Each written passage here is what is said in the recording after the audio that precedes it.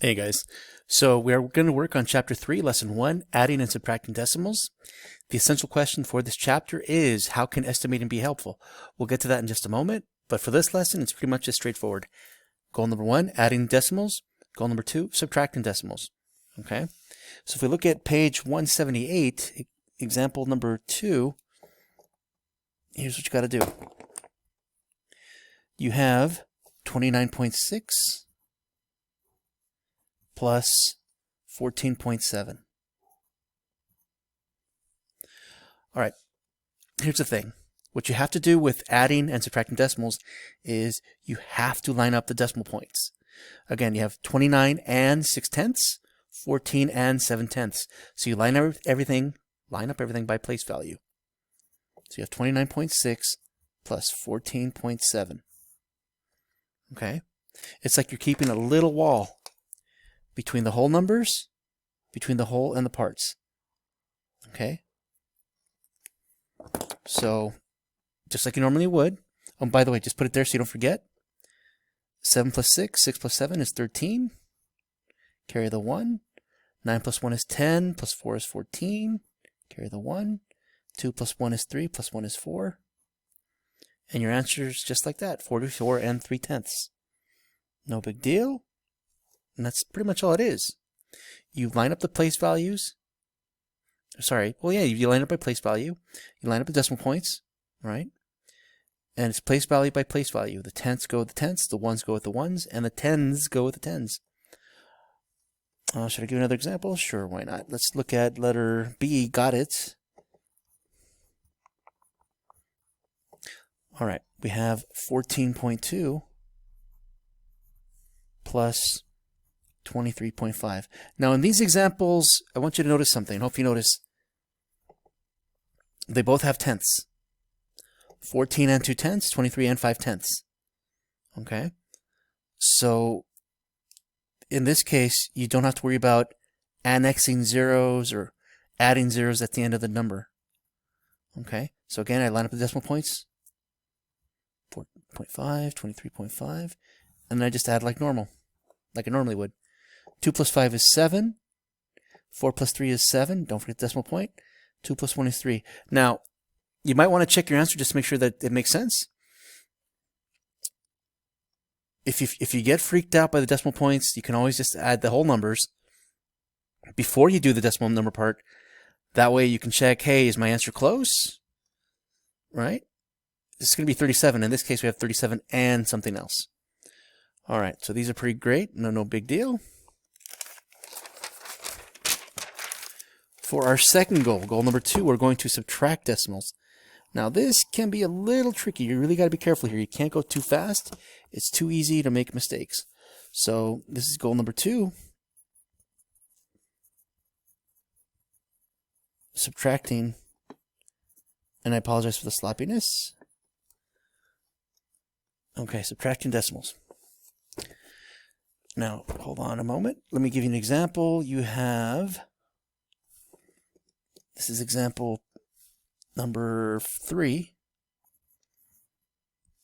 page 179. Just in case you wonder where I'm getting this. It's from the book.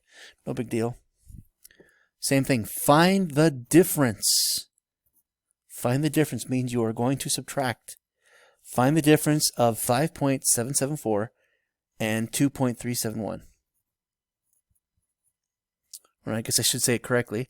5 and 774 thousandths and 2 and 371,000. A lot of ands, and. But same as before. Write it as you see it.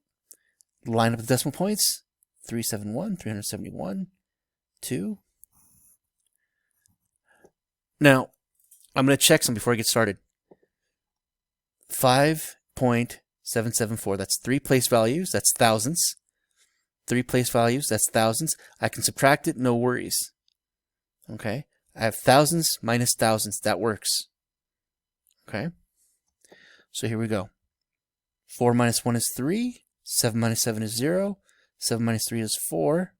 There's my decimal point again. Keep that little line in mind, separating the whole from the part. And then 5 minus 2 is 3. And if I really, again, if I freak out and forget, is my answer pretty close? Well, what's 5 minus 2? It's 3. So pretty close, right? Keep in mind when we're estimating. This might come in handy a little later. All right, let me give you a different example. Now, this is where people goof up. So I'm going to warn you here. We have, for example, this is example 4.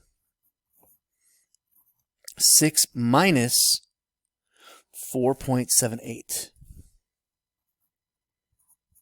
Or 6 minus 4 and 7800ths.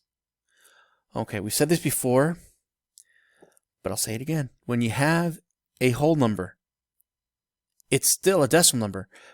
Basically, we're working with the power of 10. You just don't see the decimal point of 0. So 6 is really 6.0. This lets you know they have 6 and no parts. It's all whole number. So a whole number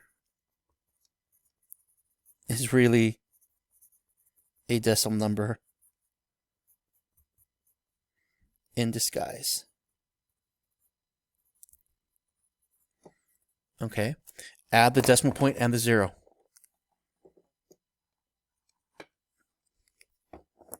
Okay. Add decimal point and 0. All right. Why does that matter? Well, this is what I'm afraid will happen. You might end up doing something like this.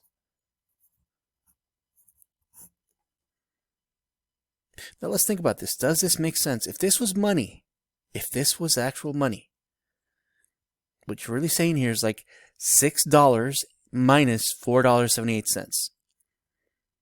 This doesn't look like the same thing, does it? Now, some of you might actually write it with the correct order in mind, but then this is what might happen too. You might do something like this, and then weirdness happens. You're like, 6 minus 8 is 2, 7 minus is just 7, and you'll get some weird thing like that. Remember what I said earlier? When you're done, check your answer, see if it makes sense. If I just had 6 minus 4 without the decimal point and all the business to the right of it, 6 minus 4, your answer is going to be about 2. Right? Maybe more, maybe less. So with all I'm doing here, that's not going to work out. So please, do not rush into this.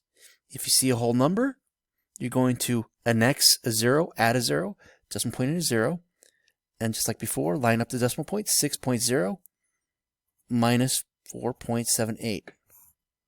Uh-oh. Now here's another situation I want you to be aware of. We have one place value to the right of the decimal point, and here we have 2 place values. Again, 1, 1, 2. You're like, what does it matter? What's the difference? Now, some of you might just go ahead and say, well, 0 minus, I have nothing there. 8, 0 minus 7, I can't do it, so I regroup. That's 3. I have $1.38. And it looks right. I did say the answer would be either more or less than 2. But is it really?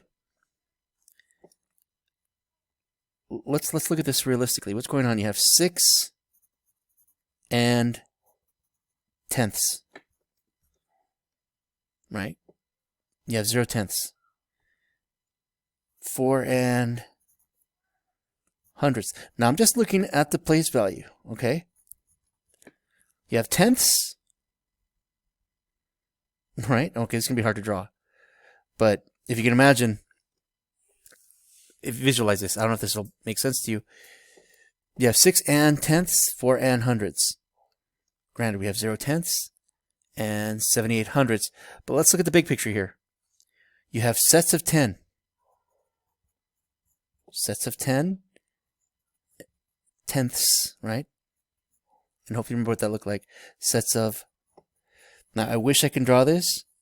It would just take forever for me to do it, but I can kind of make it real quick. So let me just do this. 3, 4, that's tenths. 1, 2, 3, 4, 5, 6, 7, 8, 9, 10. Oh boy. And we're trying to take away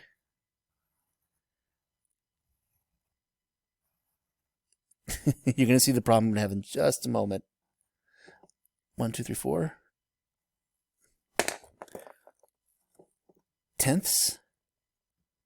Hundredths. Each one of these has to be tenths, right? So what I'm going to do is this. 2, 3, 4, 5, 6, 7, 8, 9 tenths. This is one whole broken up into tenths. Into tenths. One whole into hundredths. So if you can imagine, oh dear, 10, 20, 30, 40, 50, 60, 70, 80, 10, 20, 30, 40, 50, 60, 70, 80, 90, 100. Can I take away hundredths from tenths? And really, if I can really show this, each one of these really looks like broken up into 10 pieces. So 10 pieces, 1 piece minus 10, 2 10 pieces here. So again, a bunch of these, you can't do it. So what you got to do, let me rewrite this. Again, it's kind of weird. I know you're like, what is he doing?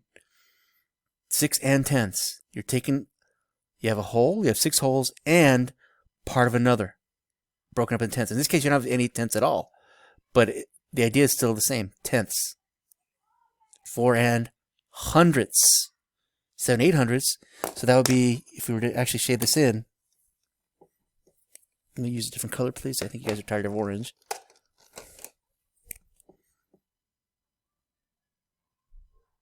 Almost 80, so somewhere right there. It's like saying, okay, here you have $10. Can you take away $100 from that? Can you work with that? It's not the same size. It's like saying, here, let me make it even better visual.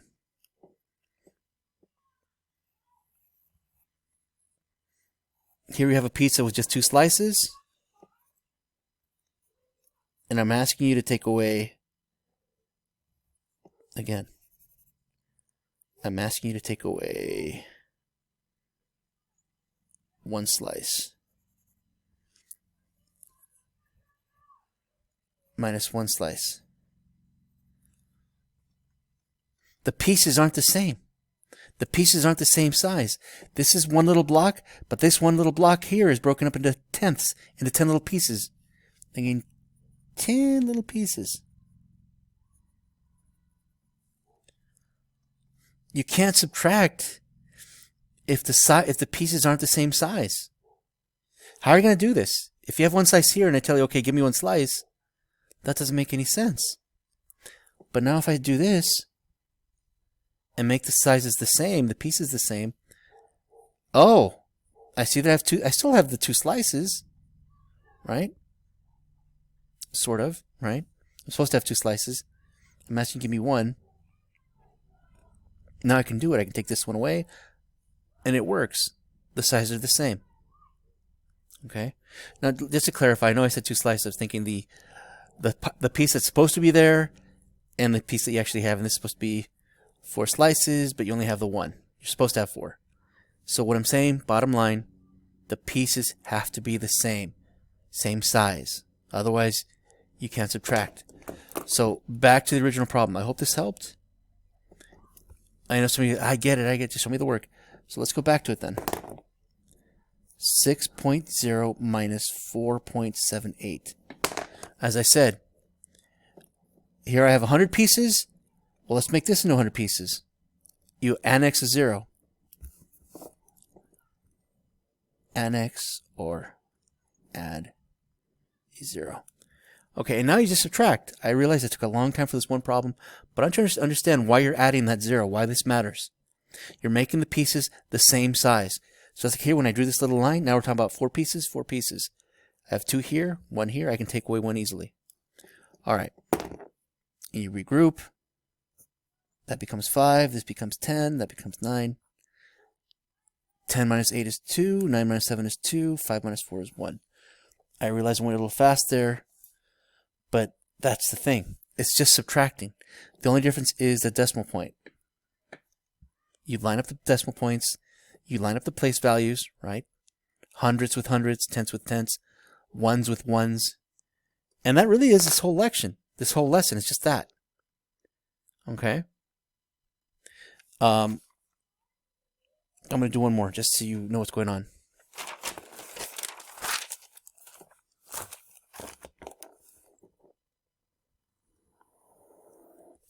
And this is letter F.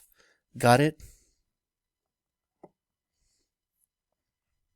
Page 179. All right, same thing. We have 14 minus 9.09. All right, let's make a quick prediction. I have 14. I'm going to look at the whole numbers only, just so you can see what's going on. I have 14 minus 9. 14 minus 9. 14 minus 9. You should be able to do this. My answer is going to be 5. Around, more or less, right? But let's do it the way we're supposed to be doing it. 14 and no parts. It's a whole number, but you still got to add that decimal point in the 0. Minus 9 and 9/100ths. Okay. Quick check. I'm adding a 0. I'm annexing a 0. Why am I doing that? Again, before that, I had 10 parts, right? Tenths minus hundredths. That's not going to work. Again, literally, tenths minus hundredths. Can't do it. The sizes are not the same. One piece from something that's been cut up into 100 pieces is super small. Okay? The denominators have to be the same. Same idea.